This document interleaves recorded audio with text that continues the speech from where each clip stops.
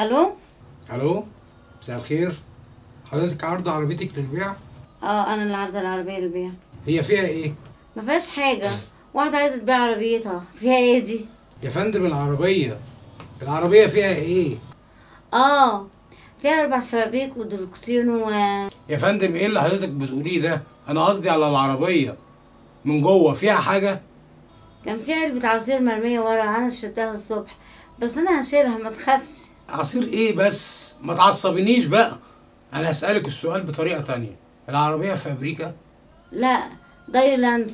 ضايقوا ايه يا استاذة؟ انا بقولك العربية فابريكا.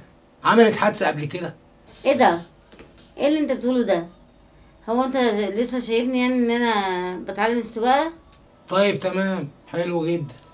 بس بالامانه، مره كنت ماشيه على الكورنيش كده اهوت، وقعت في النيل، بس لما طلعتها نشفتها كويس.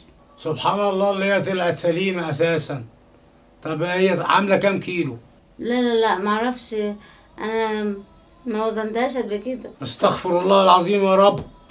حضرتك بتتعصب ليه؟ انا اول مره اسمع ان حد بيسعى وزن العربيه. وزن ايه؟ خلاص مش عايز اعرف خالص. احسن. طب بصي عشان نخلص، هو مستعد اجي اخلص معاك النهارده. اخر الكام بما يرضي الله؟ بما يرضي الله، اخر 10 بالليل. هو ايه اللي 10 بالليل؟ عندي شغل الصبح والله. شغل ايه يا فندم؟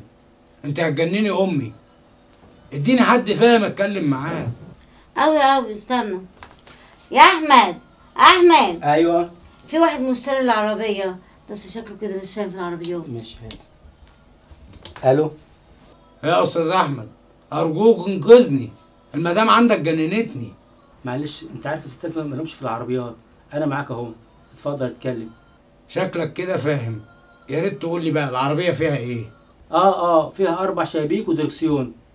والله انا قلت له الكلام ده وما صدقنيش. يا دين النبي، انا مش هشتري عربيات. جننتوني.